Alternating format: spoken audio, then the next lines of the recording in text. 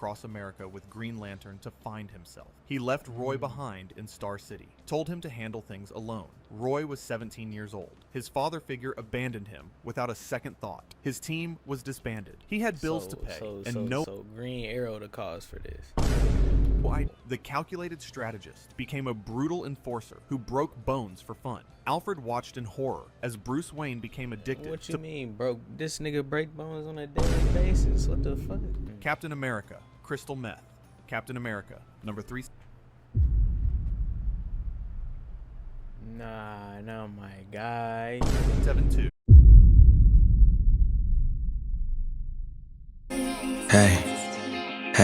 Hey, go.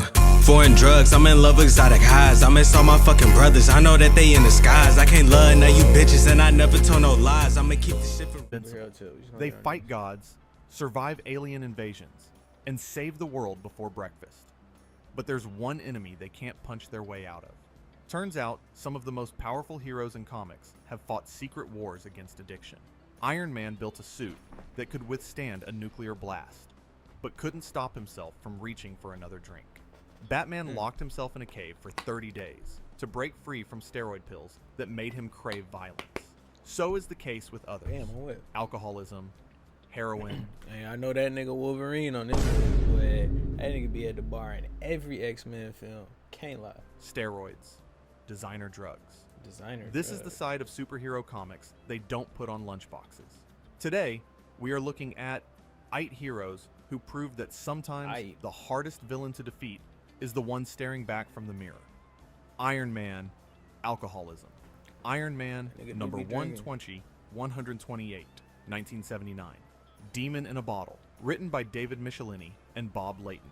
Art by Bob Layton and John Romita Jr. Tony Stark was a billionaire genius who built a weapon of mass destruction in a cave with scraps. He created an armor that let him fly faster than jets and punch through concrete like paper. He was an Avenger, a futurist, a hero who could solve any problem with enough money and intelligence. Except he couldn't solve the problem of his own drinking. It started small, a glass of wine at parties, scotch after board meetings, nothing that seemed dangerous for a man who controlled a weapons empire and fought supervillains on weekends. But the stress kept building. His armor malfunctioned during a public appearance and accidentally killed a diplomat. His company faced lawsuits. His girlfriend left him. S.H.I.E.L.D. questioned his judgment. The pressure mounted until the only relief came from the bottom of a bottle. Tony started drinking during Avengers meetings. He piloted the Iron Man suit while intoxicated. He got into bar fights. He missed important business deals because he was too drunk to function. His hands shook when he tried to work on his armor. His best friend, James Rhodes, watched him spiral and didn't know how to help. Nobody did. The breaking point came when Tony drunkenly attacked his girlfriend, Bethany Cabe, during a blackout. He didn't remember doing it. That's when he realized he'd lost control completely. The armor couldn't protect him from himself. The money couldn't buy him sobriety. The intelligence that built Iron Man couldn't outsmart addiction. Tony locked himself in his mansion and went through withdrawal. No armor, no technology, just him and the disease he'd been feeding for months. He shook, he sweated, he vomited. He experienced the dangerous physical symptoms of alcohol withdrawal. He survived and sought proper support. He joined support groups. He admitted he had a chronic disease called alcoholism. He learned that recovery is a lifelong process, not a one-time fix. He stayed sober one day at a time. The Demon in a Bottle storyline became one of the most influential addiction stories in comics. It showed that heroes could have medical conditions requiring treatment. That addiction didn't discriminate based on wealth or power. That recovery was possible with proper support, but never easy. Tony would relapse multiple times over the decades, which is medically common, as relapse rates for substance use disorders mirror those of other chronic diseases like diabetes or hypertension. But he kept seeking treatment because that's what recovery requires. Iron Man could survive alien invasions, but his alcohol use disorder required medical treatment and ongoing support. Speedy, heroin. Green Lantern, Green Arrow, number 85 to 86, 1971. Snowbirds Don't Fly, written by Denny O'Neil. Art by Neil Adams. Roy Harper was Green Arrow's sidekick, a teenage orphan taken in by a billionaire vigilante and trained to fight crime. He was a founding member of the Teen Titans. He had everything a young hero could want, except for the one thing that mattered most. He had abandonment. Green Arrow lost his fortune and decided to take a road trip across America with Green Lantern to find himself. He left Roy behind in Star City, told him to handle things alone. Roy was 17 years old. His father figure abandoned him without a second thought. His team was disbanded. He had bills to pay So Green Arrow the cause for this. no idea how to be an adult. So he did what desperate teenagers do. He found something that made the pain stop. Heroin entered Roy's life through a girl he fell for. She introduced him to the drug, told him it would help him relax, help him forget. Roy took his first hit and felt relief for the first time since Green Arrow left. The weight disappeared. The abandonment didn't hurt anymore. So he took another hit and another until his brain chemistry changed and he couldn't stop. This is how addiction often starts, using substances to cope with emotional pain, which then creates physical dependency. Green Arrow returned weeks later expecting everything to be fine. Instead, he found his sidekick with track marks and suffering from substance use disorder. Roy's arms were covered in needle marks. His eyes were hollow. He was emaciated. Green Arrow's first reaction wasn't concern or compassion. He punched Roy in the face, called him a junkie, threw him out of his home. The hero who preached about social justice failed to recognize addiction as a disease requiring treatment, not punishment. Roy hit rock bottom alone. He went through withdrawal, a medically dangerous process that should have been supervised. He vomited, and experienced the severe physical symptoms of opioid withdrawal. Black Canary found him and helped him get proper support. Not Green Arrow, not the Titans. A hero who barely knew him understood what Roy needed most: medical help and compassion, not judgment. Snowbirds Don't Fly broke ground by showing addiction in mainstream comics. The Comics Code Authority had banned drug depictions for years. This storyline changed that. It showed that addiction could happen to heroes. That judgment and punishment didn't help. That addicts needed support, not abandonment. Roy's story influenced decades of comic storytelling about substance abuse. Speedy fought alongside the greatest heroes in the world, but his substance use disorder stemmed from abandonment trauma that no one addressed. Batman. Venom. Batman. Legends of the Dark Knight, number 16 to 20, 1991. Venom. Written by Dennis O'Neil. Art by Trevor Von Eden. Batman is supposed to be perfect. Peak human condition. Master strategist. The world's greatest detective. He trains his body and mind to flawless precision. He never fails except when he does. And when Batman fails, people die. A little girl drowned because Batman wasn't strong enough to save her. He reached for her hand underwater, but couldn't pull her free from debris trapping her leg. His strength failed. She died while he watched helplessly. That failure destroyed something fundamental in Batman's identity. He'd built his entire life on the belief that preparation and willpower could overcome anything. But he wasn't strong enough. He needed to be stronger.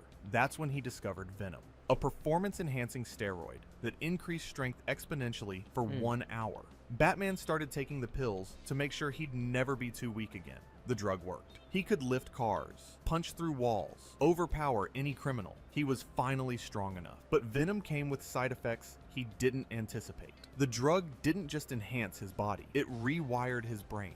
Batman started craving violence. He used excessive force on criminals who didn't deserve it. He took pleasure in hurting people. The calculated strategist became a brutal enforcer who broke bones for fun. Alfred watched in horror as Bruce Wayne became addicted. What you mean, bro? This nigga break bones on a daily basis? What the fuck?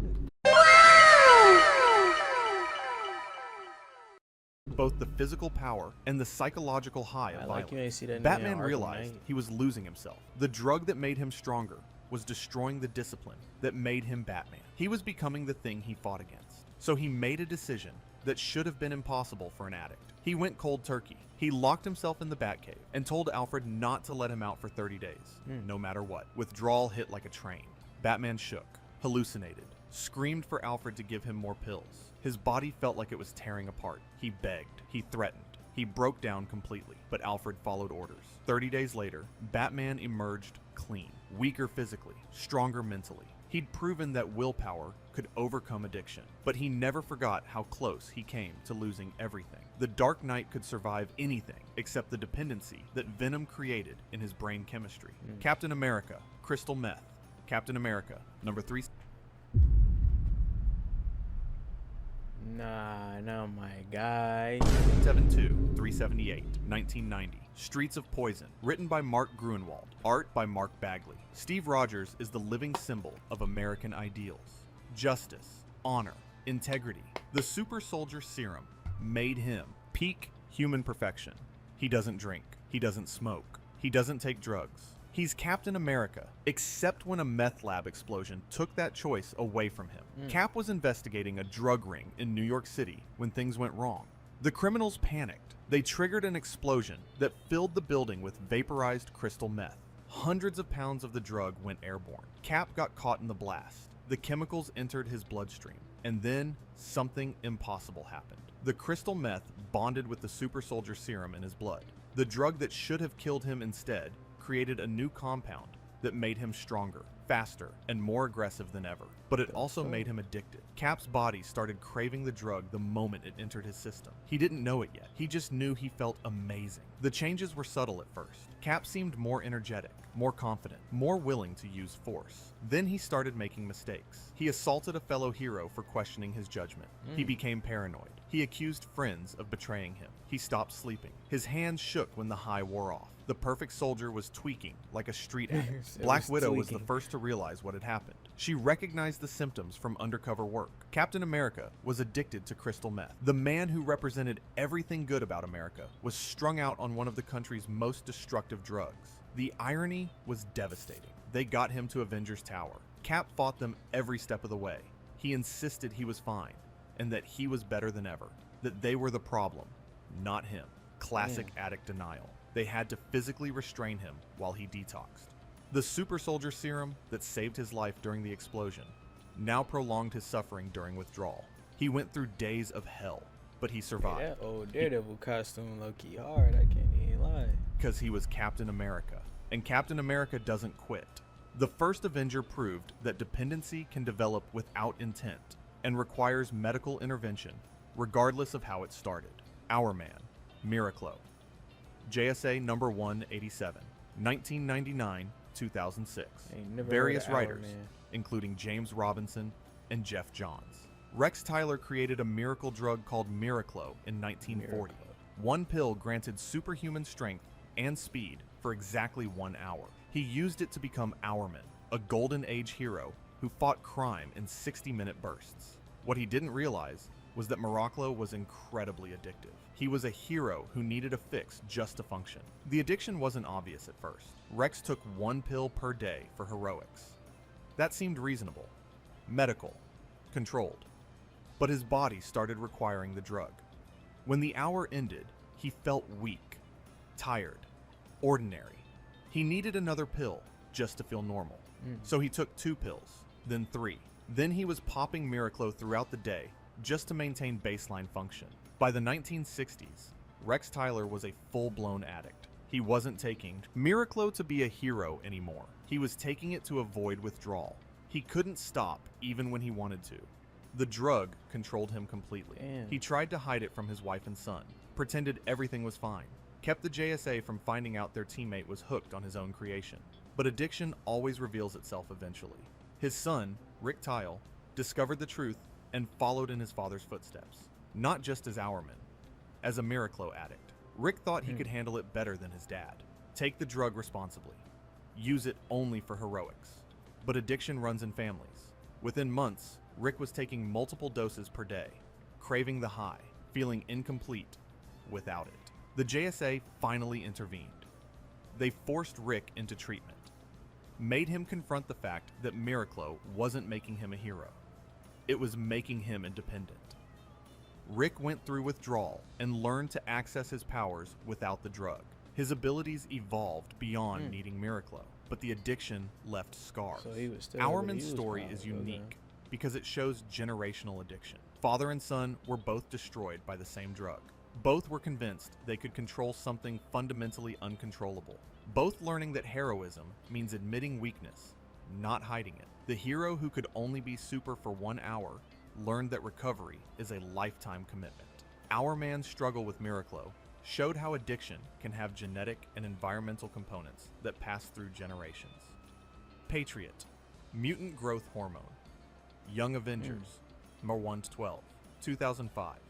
Written by Alan Heinberg. Art by Jim Chung. Eli Bradley wanted to be a hero like his grandfather, Isaiah Bradley, one of the original super soldiers. The problem was, Eli didn't have powers. His grandfather's super soldier serum didn't pass genetically. Eli was just a normal teenager who wanted desperately to live up to a legendary name. So he did what desperate teenagers do. He found a shortcut. Mutant growth hormone hit the streets as a designer drug that temporarily granted powers to normal humans. Street-level criminals used it. Desperate civilians bought it. And Eli Bradley, who wanted to be a patriot, started injecting it daily to fake having his grandfather's abilities. He lied to the young Avengers, told them his powers were genetic. Meanwhile, he was shooting up MGH in secret before every mission. The drug worked. MGH gave Eli enhanced strength, speed, and reflexes that made him look like a legitimate super soldier. He could fight alongside his team, live up to the Patriot name, be the hero he always wanted to be. But MGH came with side effects: mood swings, paranoia, physical dependency. Eli started needing larger doses to maintain the same effect. His body was building tolerance. His teammates discovered the truth after Eli collapsed during a mission. The MGH dose wore off mid-fight, and he nearly died. They found the injection marks, the empty vials, the evidence of months of lying. Captain America himself confronted Eli about using drugs to be a hero. The same Captain America who'd accidentally gotten addicted to crystal meth years earlier. The irony wasn't lost on anyone. Eli quit MGH cold turkey and tried to be a hero without powers. It didn't work. He felt useless, ordinary, like he was letting everyone down. Then his grandfather, Isaiah, gave Eli a blood transfusion that permanently granted him super soldier abilities. Eli finally got what he wanted, but he had to lose himself to addiction first, had to learn that shortcuts always have costs, that lying to your team destroys trust. Patriot's story resonated with young readers because it showed how desperation drives addiction. Eli wasn't weak or immoral. He was a kid who wanted to be special so badly that he risked everything. The young Avenger who wore the flag learned that real heroism means accepting your limitations, not chemically erasing them.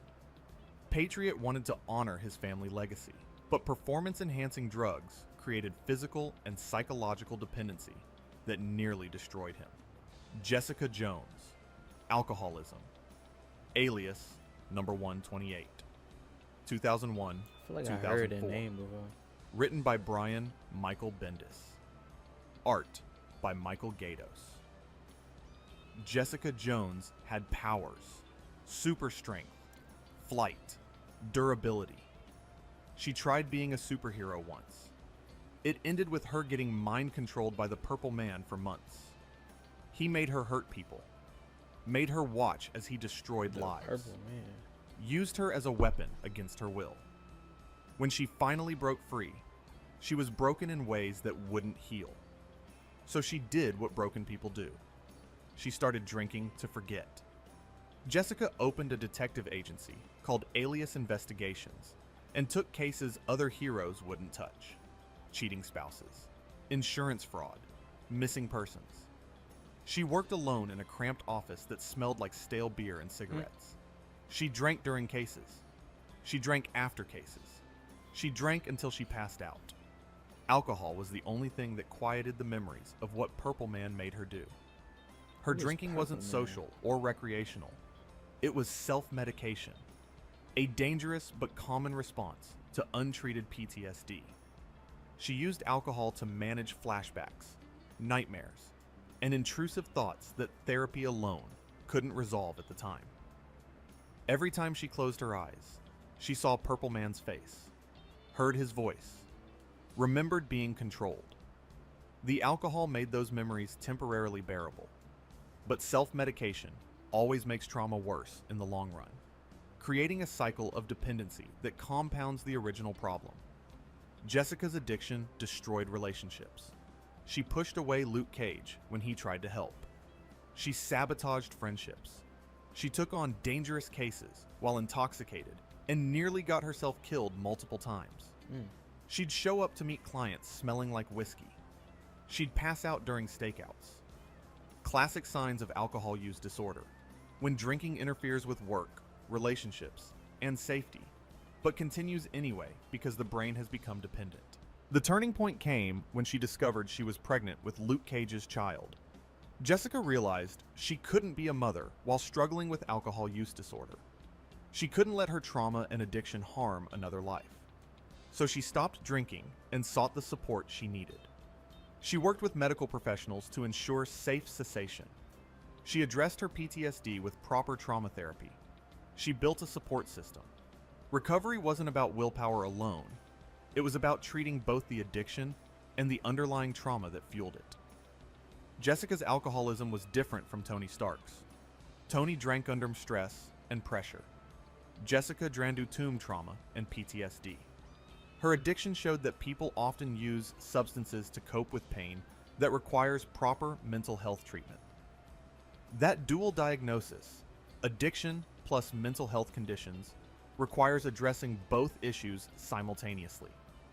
That recovery isn't about willpower alone, but about getting appropriate medical care, therapy, and support. Jessica Jones survived mind control, but developed alcohol use disorder while trying to cope with untreated trauma. Ultraman, Kryptonite, Forever Evil number 1, 2013, written by Jeff Johns, art by David Finch. Ultraman is Superman's evil counterpart from Earth 3, a world where villains are heroes and heroes are villains. He leads the crime syndicate. He has all of Superman's powers with one critical difference. Kryptonite doesn't weaken him. It makes him stronger. It's his power source and his addiction. Ultraman discovered that consuming kryptonite enhanced his abilities. But what started as a power boost became a dependency. His body built tolerance. He needed more to achieve the same effect. Classic addiction physiology, even for a Kryptonian. The substance that should have been a tool became something he couldn't function without. The crime syndicate conquered their Earth, and Ultraman ruled through fear. But behind closed doors, he was desperately searching for kryptonite supplies.